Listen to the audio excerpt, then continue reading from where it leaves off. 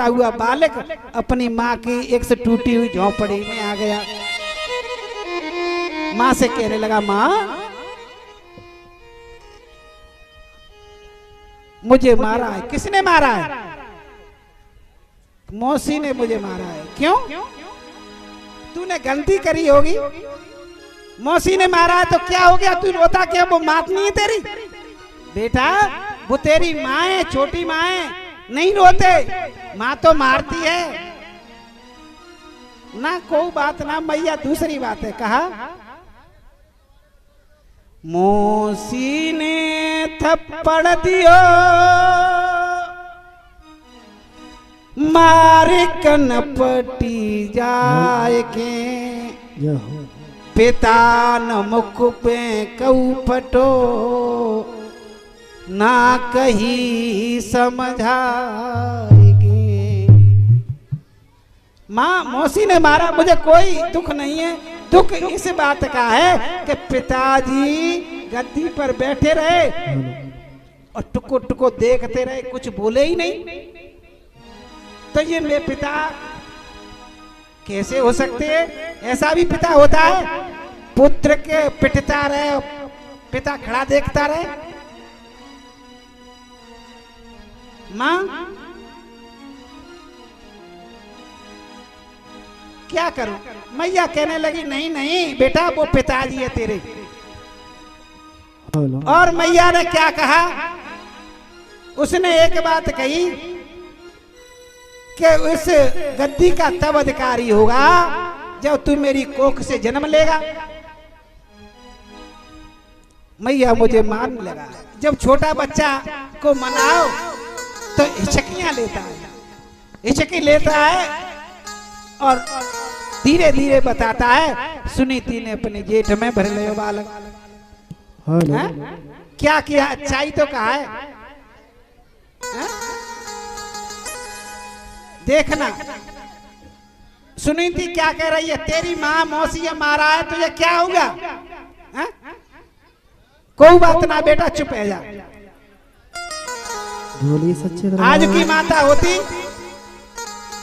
कोई जिठानी एक थप्पड़ मार दे छोड़ो से बच्चा में, तो बच्चा है खींच के हाथ पकड़ के बा के पास पहुंच जाई, चल्ला बाई ते फैसला खत्म है। झगड़ा करने के लिए कितने न बच्चा में मैं पुत्र में ये दे पटो दे कैसे दयो, 100 गाली देगी और लड़ने के लिए पहुंच जाएगी। आज अपने पुत्र को समझा रही है सुनीति कि बेटा मौसी ने ठीक ही कहा है। चश्मा वाली मैया बैठ जाए। हेलो तो हेलो ध्रुव अपनी माँ से कहने लगा, सभी सुनेंगे ध्यान से। जो दर्द दिया अपनों ने दिया।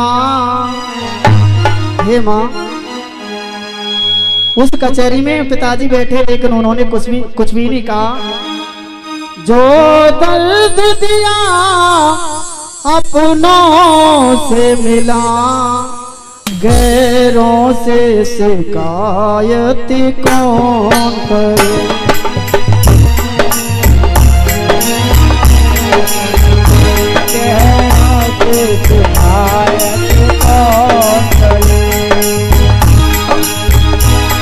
जो दर्द मिला, जो दर्द मिला अपनों से मिला, गैरों से शिकायत कौन करे। गैरों से शिकायत कौन करे। गैरों से शिकायत कौन करे।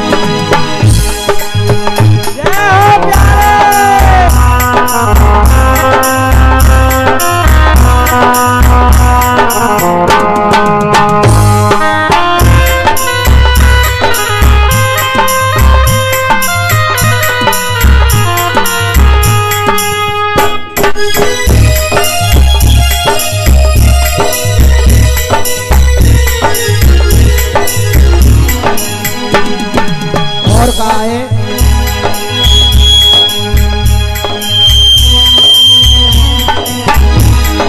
कोई दिन ऐसो तो गर्दन कूटो तो है, कोई दिन ऐसो तो गर्दन पे नींद आवे,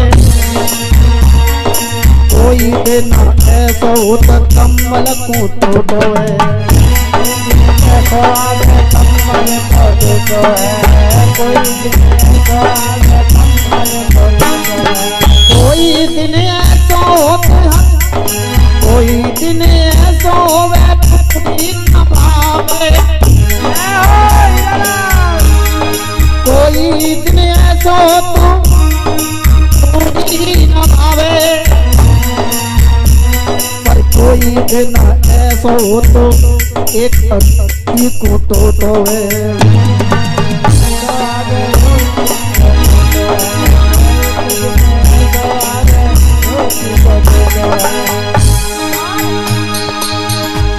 रे मन बाबरे चार कर देख ले,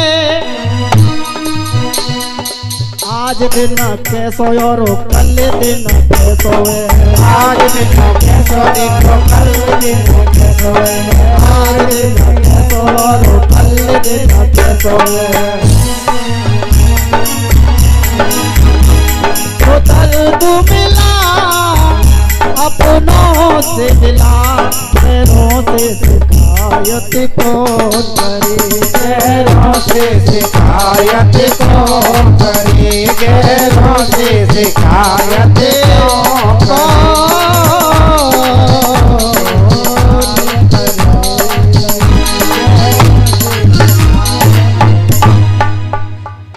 जो दुख दे लोग देते हैं।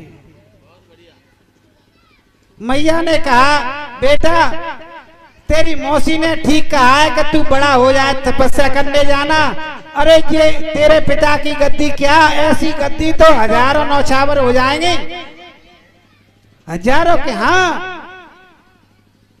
तो मैया ऐसा कर ले, मैं तो अब ही तपस्या करवे जा रहा हूँ और भगवान को प्राप्त करवे जा रहा हूँ, तभी अब तो मैं भजन करके ही भोजन पानी तभी करूंगा। लाला क्या कह रहे हो, तू चुप है जा, खाना खा ले। नहीं नहीं माँ, जब बालक हट ठानने लगा तो मैया कहने लगी, हरे लाला कितना निर्मल कितना पावन है माँ बेटे का नाता, 9 मास गर्भ में रखती उस माँ को शीश झुकाता। नन्हे नन्हे हाथों से अपनी माँ से पैर छूने लगा, कहने लगा माँ मैं तो भजन करने के लिए जा रहा हूँ। माँ कहने लगी बेटा जब दिन गर्दिश के आते हैं हर व्यक्ति बुराई देता है, माँ बाप निकम्मा कहते हैं और यार गवाही देता है। हर दिल को बुरे लगते हम, वो भाई गाली देता है, घर वाले मुख से ना बोले जग जैर दिखाई देता है। श्रोता ध्यान रखना, जब आदमी के मुसीबत आती है तो रिश्तेदार परिवार वाले सभी छोड़ जाते हैं। दुख में दुख अकेले ही भोगना पड़ता है और सुख सुख में तो हजारों तुम्हारे पास होंगे। छोटा सा बालक कहता है माँ तू मुझे आज्ञा दे दे, और खाने की कौन के पानी तक नहीं पीऊंगा। हट देख कर लाल की गद गद तिसल बानी भई, आज्ञा पूर्ण लाडले आशीष दे आज्ञा दई। बेटा तू वन में क्या करेगो, ऐसे तैसे तो मुझे पुत्र मिलो, और मैं समझ चुकी हूँ क्यों कि अब मैं पूत को नहीं पा पाऊंगी, क्योंकि जंगल में जाएगा तो जंगल में तुझे खा जाएंगे शेर भेड़िया। बेटा प्राण के तो प्यारे छोड़ मत जाइए बेटा मात को, ओ लाला प्राण के तो प्यारे छोड़ मत जाइयो अपनी मात को।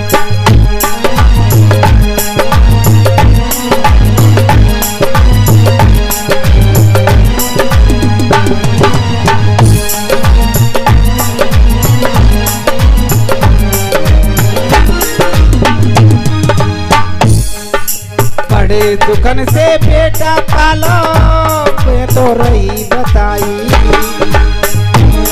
से बेटा पालो तो रही बताई।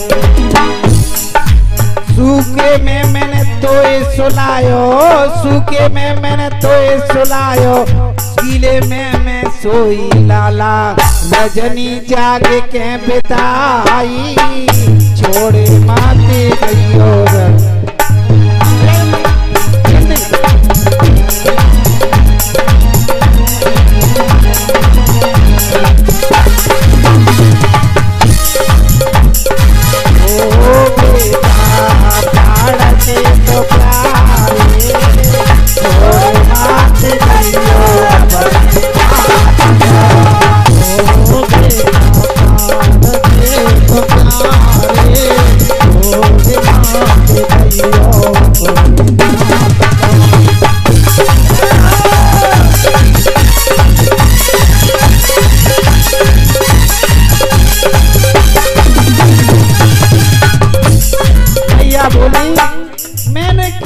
खोटी है बेटा,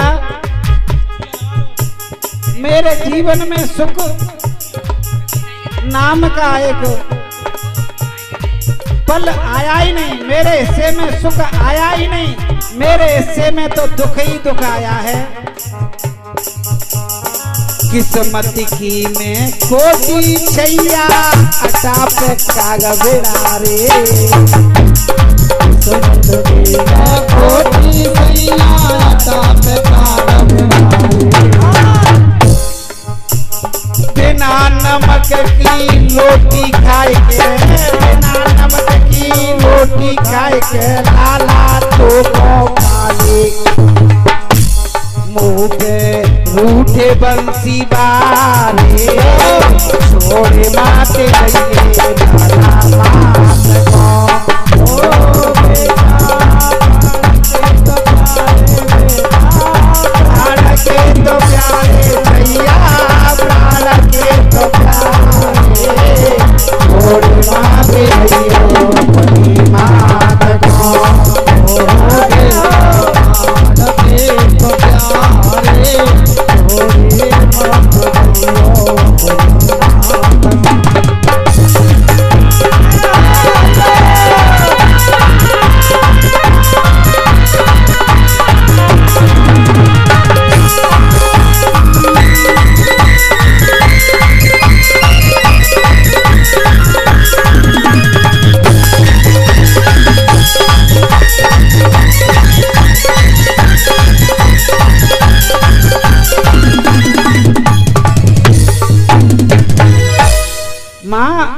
जा बेटा, तू नहीं मानता है तो जा।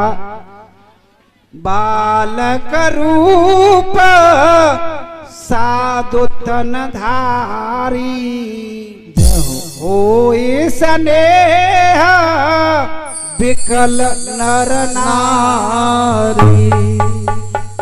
जब माँ बेटे की बतरामन हुई, दो चार सखियां पास में आ गईं पड़ोसन, और बालक माँ को छोड़ के चलने लगा, तो सखियां कहने लगी ओरी बहना वो फलानी जिज्जी को बाले को ध्रुव माँ को छोड़ के बन को जा रहा है। उन्होंने पूरे गांव में चर्चा फैल गई और गांव में दौड़ने के धाम आए, जैसे भाई कोई पानी भर रही, पानी छोड़ के आई, कोई भैंसन को सानी दे रही, सानी छोड़ के धरे बजी के बाको बालक बन के लिए भाज गयो। धाए धाम काम सब त्यागी, जय हो। मनहु रंग निधि लूटन लागी। जैसे कछु बटरा होए, सभी गांव के मनुष्य नर नारी पास में आगे कहने क्या हुआ।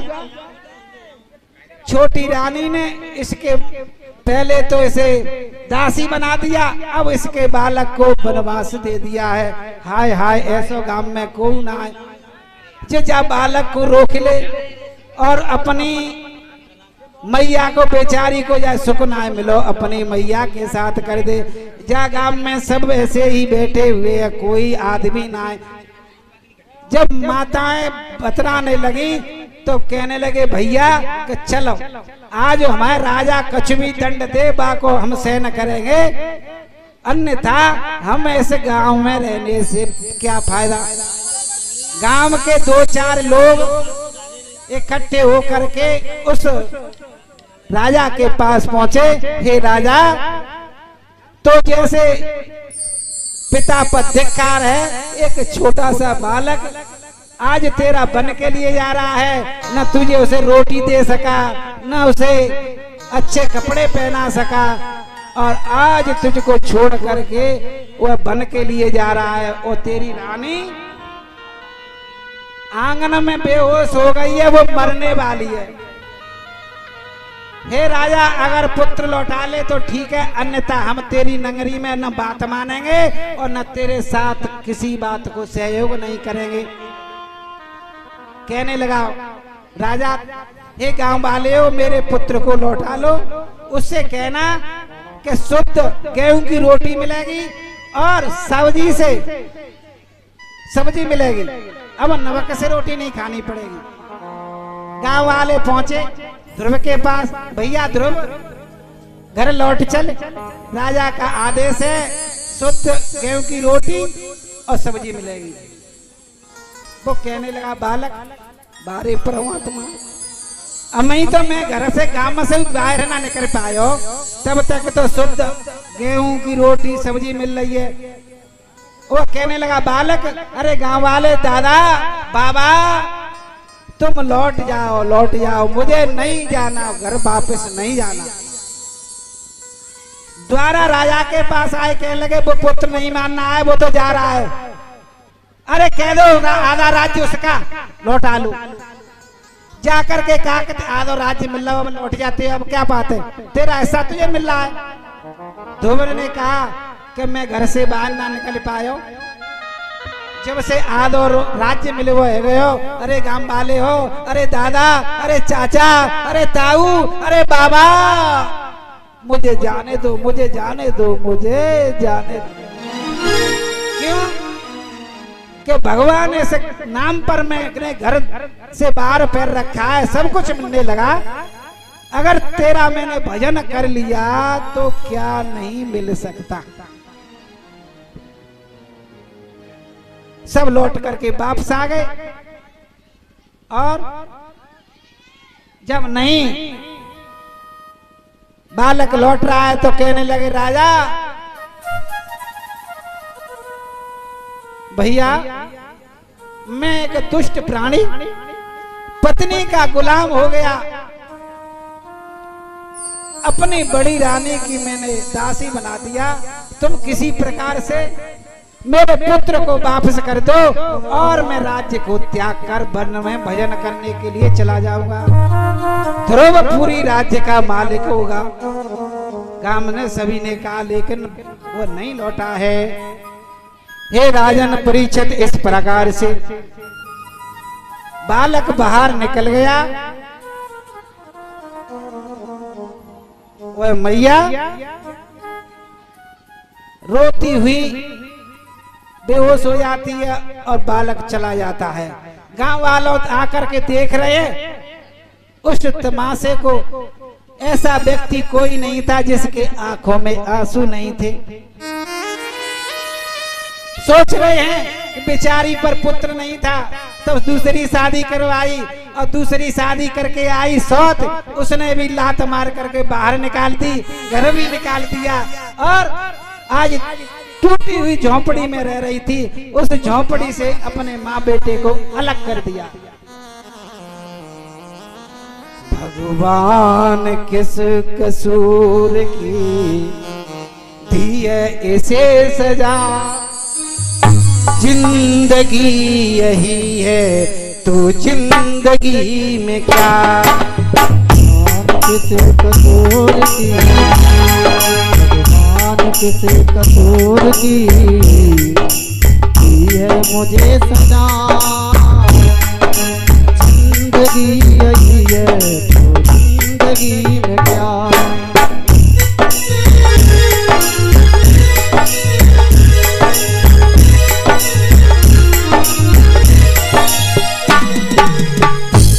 जो सज्जन बुद्ध थे, सज्जन आदमी थे, बैठ करके कहने लगे क्या किया जाए, पुत्र भी लौटता नहीं, ये भी बेहोशी की अवस्था में पड़ी है। छोड़ दिए इसने सबरे गहने, दासी भेष बनाया, दासी भेष बनाया, छोड़ दी सबने गहने, दासी भेष बनाया, और मेरे सुख के कारण इसने जीवन नरक बनाया, मेरे सुख के कारण इसने जीवन नरक बनाया, जीवन नरक बनाया। तो राजा भी आकर के उस रानी की बेहोशी की अवस्था में पड़ी है और राजा आकर के कहने लगा, पुरानी यादें कर रहा है कि इसने मेरी खातिर अपना जीवन बनाया, दासी बन गई, लेकिन आज ये सुख नहीं मिला।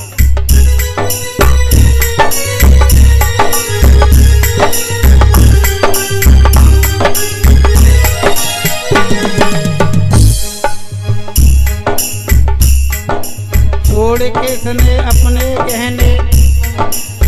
गहनों की भी आस नहीं की, छोड़ दी अपने इसने गहने, दासी भेष बनाया, मेरे सुख के कारण इसने जीवन नरक बनाया, मेरे सुख के कारण इसने जीवन नरक बनाया, मेरे सुख के कारण इसने जीवन नरक बनाया।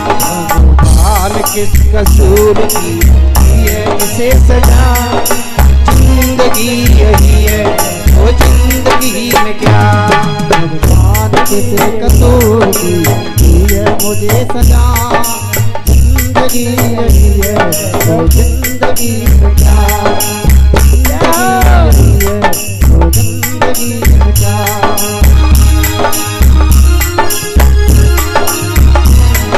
भगवान किस कसूर की दी है मुझे सजा, जिंदगी यही है तो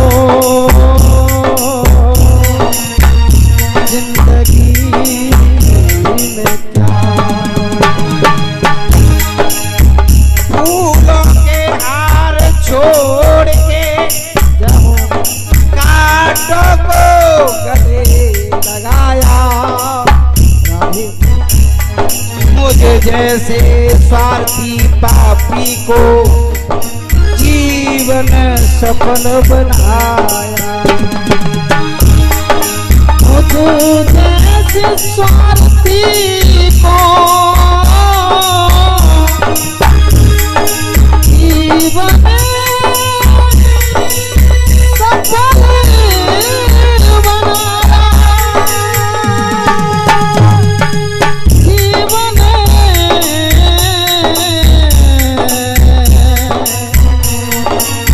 सफल बनाया। आज मैं जाना क्यों ये पापी दुनिया टिकी हुई है। वो राजा रो रहा है, कह रहा है कि आज मैं समझ पाया हूँ। श्रोताओं ध्यान रखना, आदमी के जीते जी ना तो कोई प्रशंसा करता है, ना बड़ाई करता है, ना कुछ कहता है, ना सहारा देता है, उसे तो मरने के लिए छोड़ देते हैं। जब इस दुनिया से आदमी की अर्थी उठ जाती है तब कहते हैं आदमी तो बढ़िया था, तो बात कहता तो पलटा नहीं था, चाहे कुछ भी छोटा नापा हो जाए लेकिन बात पर अड़ग रहता था, ऐसा था। लेकिन जीते जी मीरा का, नरसिंह का, जिनका भी नहीं किसने अपमान किया तो संसार के लोग तुम्हारा हमारा क्या सम्मान करेंगे। आज मैं जाना क्यों एक पापी दुनिया टिकी हुई है, मुझे जैसे तुझ जैसे अच्छे लोगों से धरती टिकी हुई है, तुझ जैसे अच्छे लोगों से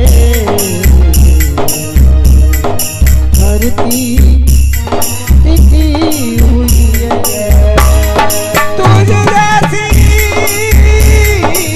अच्छी नारी से धरती टिकी। जिंदगी यही है तो जिंदगी में क्या,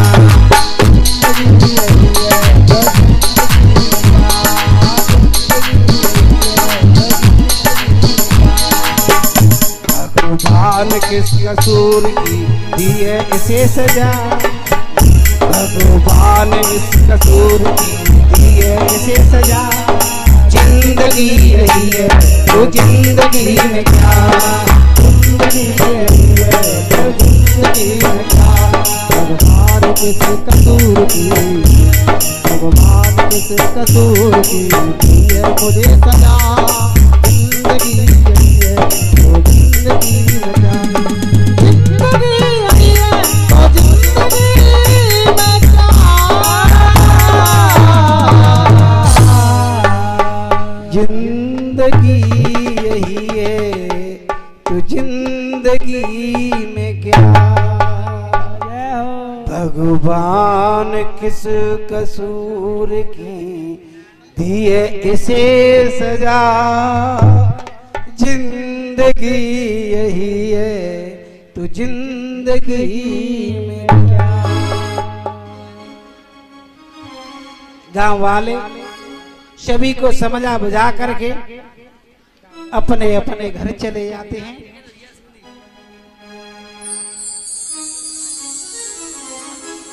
सभी जब ध्रुव जंगल में पहुंचा तो जंगल में नारद बाबा मिल जाते हैं।